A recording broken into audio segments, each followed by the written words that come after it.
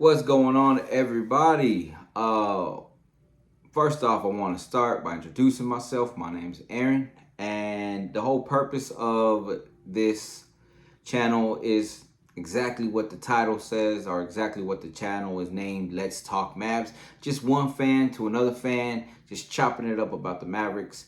I've always wanted to do that, so I figured no better time than the present, and so we're here. Let's get into it. Now, before we do, if you could like and subscribe and help me grow this thing, I am a big believer that your time is a precious commodity. So I don't take it lightly that you are sitting here and listening to what I have to say about the Mavericks. And so I just want to say thank you for that. And thank you for any like, thank you for any subscribe, thank you for any support that you show this channel. And yeah, that's all I got. Y'all, let's chop it up and get into it. And the topic of the day is PJ Washington. We've been hearing a lot of chatter about, can PJ play the three? You know, with AD on the court, can he play the three? And then on top of that, now that Flag is going to be a Dallas Maverick, because Nico said, we ain't screwing this up again, y'all. I'm not gonna, or not Nico, I'm giving him too much credit, my bad. Dumont said, we're not gonna screw this thing up. I'm not gonna let Nico F it all up. So we're gonna pick Flag, and he's gonna be our future star. But you add that element into the whole, can PJ play the three? Is he going to be relevant with a AD and Flag roster? With them on the roster, is he going to be relevant? And my answer to that is, computer shut off on me, my bad. My answer to that is, you just don't know, right? You don't know what you have. The sample size is too small with AD on the court, and you don't know what it's gonna look like with Flag here, right? My thought process is that, yeah, Flag is probably gonna start over PJ. And yeah, so yeah, you're gonna have a lineup of, let's say, Lively, AD, Flag, when you're healthy, Klay Thompson, Kyrie. Like, that's with no trades being made or anything of that nature. We're not going to get into that. We're not going to go that deep into it. But can PJ still be a cornerstone for the Mavericks with the roster, or with AD and Flag being on the roster? Sorry, whew. It's late right now, and I'm trying to squeeze this in before I get a little sleep. But can he be a cornerstone on the roster still? And like I said, I think the sample size is too small. The unknown is too great in this aspect. And I just wanted to show you a little bit of evidence that the sample size is a little too small when it comes to him playing on the court with AD. So yeah, let's get into it. I'm looking at cleaningtheglass.com. It's a site that I like to use, and they just show you various lineups with whatever player you're looking at. And I got 3 different examples of the sample size is too small, right? And we'll go ahead and jump into the first sample size, and that is a lineup of Kyrie Irving, Klay Thompson, PJ Washington, AD, and Gaff. And that's that Houston Rockets lineup, right? That's that Houston Rockets game where they were just putting it to Houston. They were just putting the belt to them, right? In that lineup, PJ had a efficiency field goal percentage of 70.8%. He was at the rim. He was 80%. Go off, right? Go off. From the mid range, 75%. From 3, 33%. Not that good, but 33%. I take that game from PJ at the 3 spot. True. Give me that game all day long from the 3 spot. That kind of production all day long from the 3. Yeah, you wanted to improve from the 3-point line a little bit, but if he's giving me that kind of efficiency from the 3 or from the small forward position, I'm good. With AD and Kyrie and Clay on the court, Gaff on the court, I'm good. You know?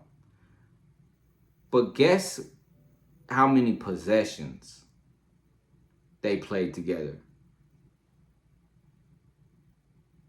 We're going to play a little game.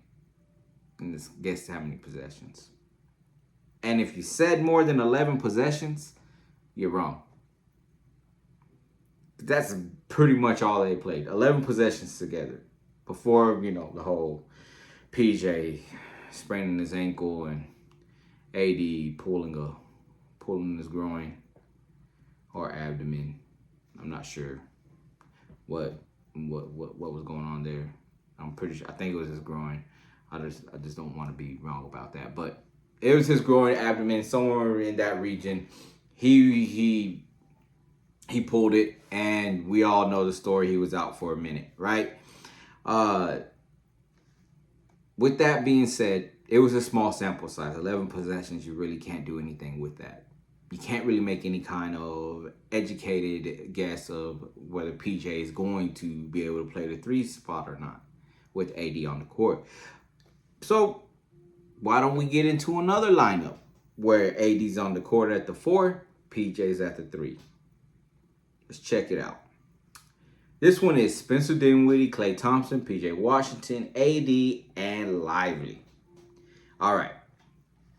60% efficiency or efficient field goal percentage. 100% from the rim. Okay. Getting downhill, getting to the bucket. I like it.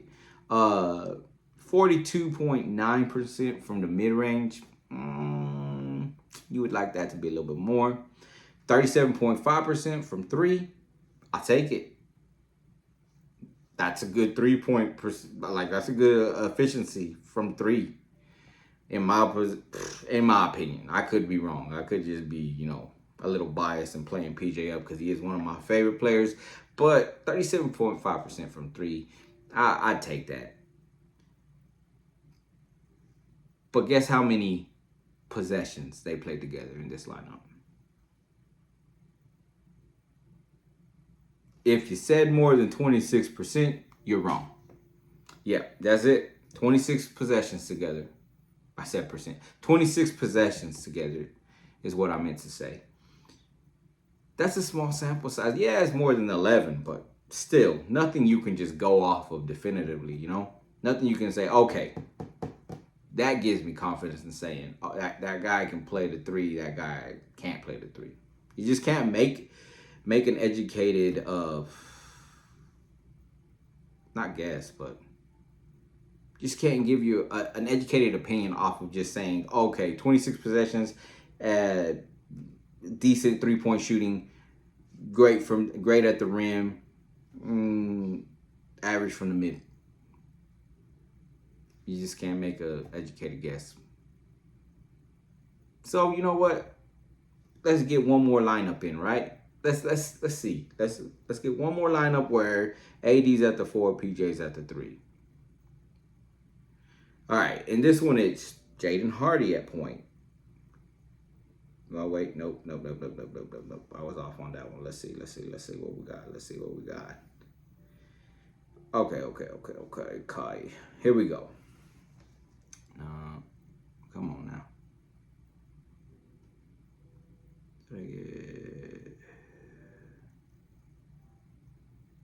Oh yeah. Okay, my bad. Got a little mixed up here. Najee Marshall at point, Clay at the 2, PJ at Washington at the 3, AD at the 4, D Live at the 5. All right.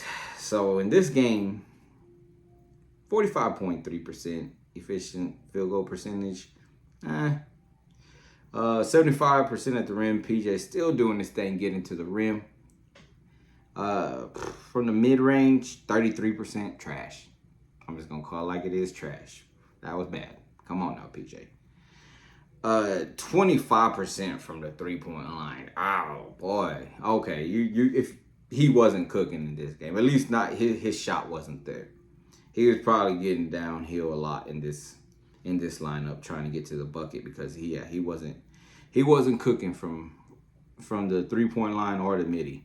So in this instance, you would probably say, yeah, nah, I just don't see him at that 3 spot because you want more of a 3-and-D wing type at that 3, right? But again, sample size. How many possessions did they play in this lineup? Not a lot. Now, I'll say it's more than 11. I'll say it's more than 26. But just 36 possessions, y'all. That's all they played in that lineup. So you can't really go off of that lineup. I mean, you can somewhat, yeah, I guess, if you want to. But, man, that's not a lot to go off of. That's not a lot to just be like, oh, yeah, definitively, I just don't see him at that 3 spot holding it down as a 3-and-D type of wing player. I just don't see it. You can't definitively say that. Especially whenever you have 2 other lineups where he shot pretty decent from the field. So I say all that to say, man, you can't just put him on the trade block and say he can't play the 3 with AD on the court at the 4. On top of that, let's play the trade game, right? Let's say you trade Gav. Well, that still leaves you with Lively, AD, Flag, and PJ. The versatility that you could use with those guys on your roster is crazy. So do you really want to get rid of PJ? And here's another point to the argument of keeping PJ. He was monumental in that finals run that you had just the season before.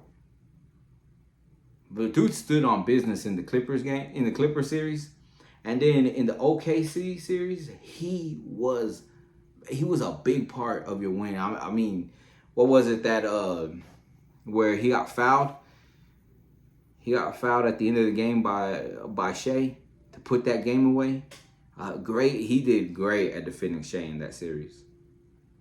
So can you really say, nah, let's trade him? He ain't gonna be able to do it at the 3 spot. You can't, because you don't have the sample size for it.